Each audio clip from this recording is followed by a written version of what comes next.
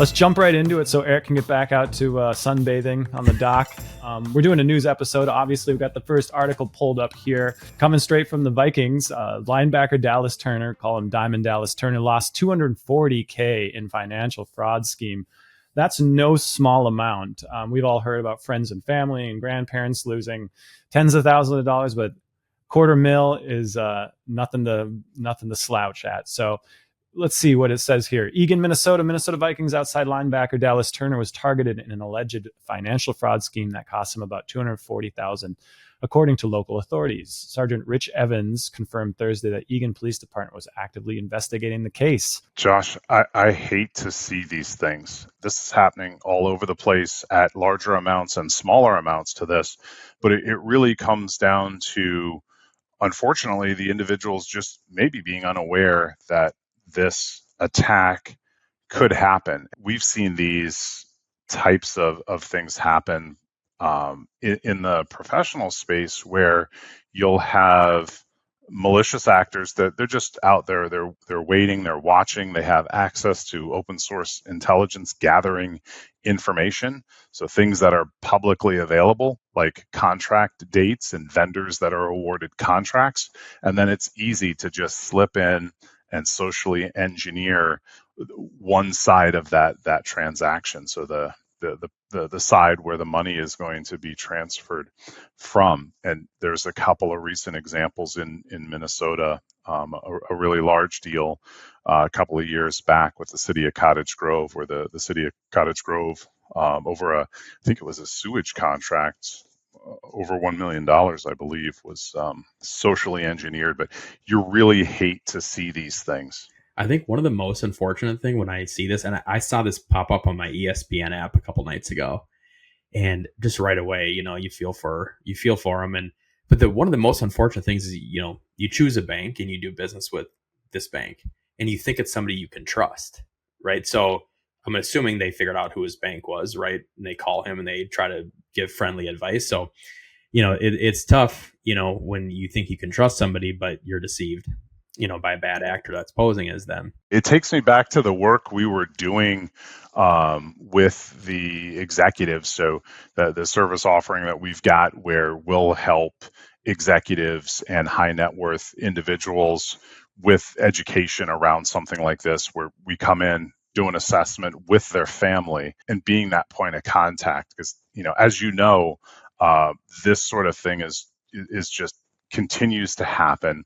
And then when you introduce the grandparent scheme, where little Johnny is on vacation in Mexico and then allegedly gets kidnapped and calls the grandmother for money, all of those sort of things of how do individuals protect themselves and their family. And largely it's with knowledge of, what do we do in a scenario like this? I would think that level of education, if I'm investing millions of dollars in a bank, I want that banker to sit me down and have that cyber conversation. What would be some other red flags, Eric, that might jump out at you if you've all of a sudden get a call from your bank and they're like, hey, Eric, we got to switch this money, we got to send this over here, here's the route, what's the routing number, blah, blah, blah. If I get any sort of call that seems time sensitive or financially sensitive, I'm not going to react to that call. I'm probably just going to hang up, right? And I'm not going to deal with it, because there is nothing going on that is that time sensitive from a transaction standpoint. Slowing down, don't hit the panic button. You took the words right out of my mouth, Josh. We need to encourage people to take a beat, slow it down. And if this person's calling you, judge their sense of urgency. If they're calling and they're frantic, you got to do this, you got to do that, don't miss this opportunity, feeding you this line. Like Eric said, nothing's that urgent.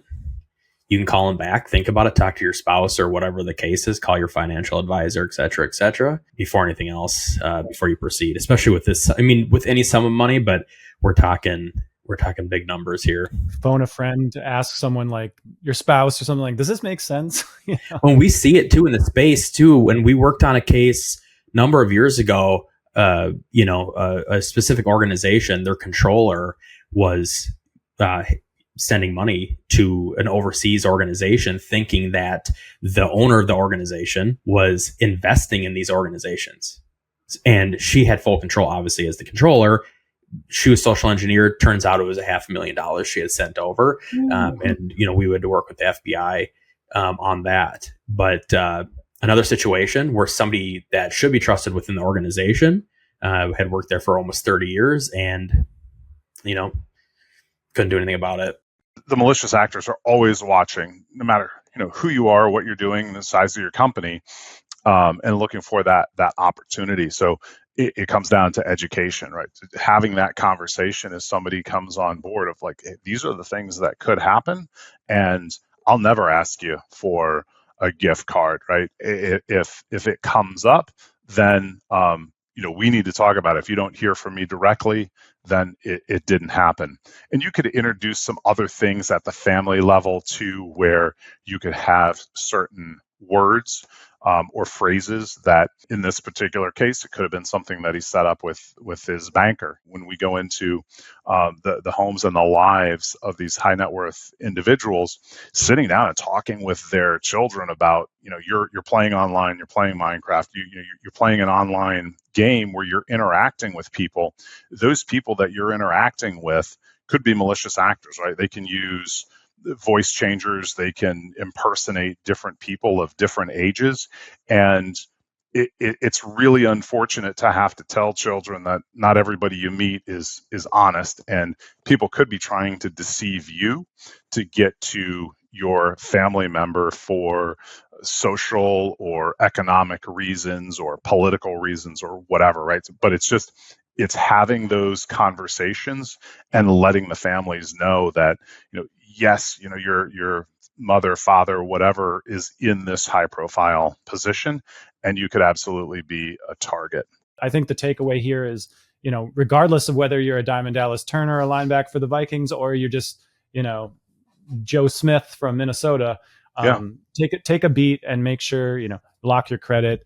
You're taking your time. If you do get suspicious calls, slow down, talk to your bank. I'm going to just say because this is one of my favorite topics here of the personal information security, regardless, right? It doesn't matter if you're a high net worth individual or you're just the guy or gal down the street. There are things that you can absolutely do to protect yourself and make it more difficult for the malicious actors to attack you, right?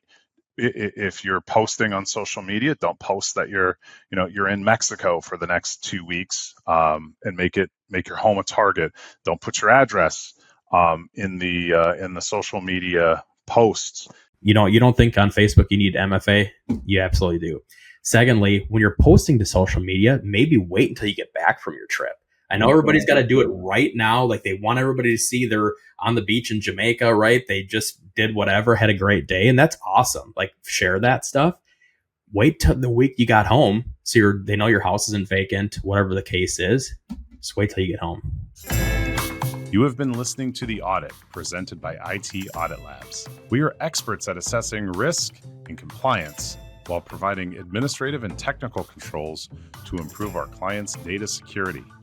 Our threat assessments find the soft spots before the bad guys do, identifying likelihood and impact, while our security control assessments rank the level of maturity relative to the size of your organization.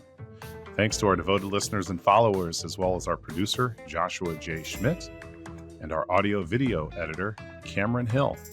You can stay up to date on the latest cybersecurity topics by giving us a like and a follow on our socials, and subscribing to this podcast on Apple, Spotify, or wherever you source your security content.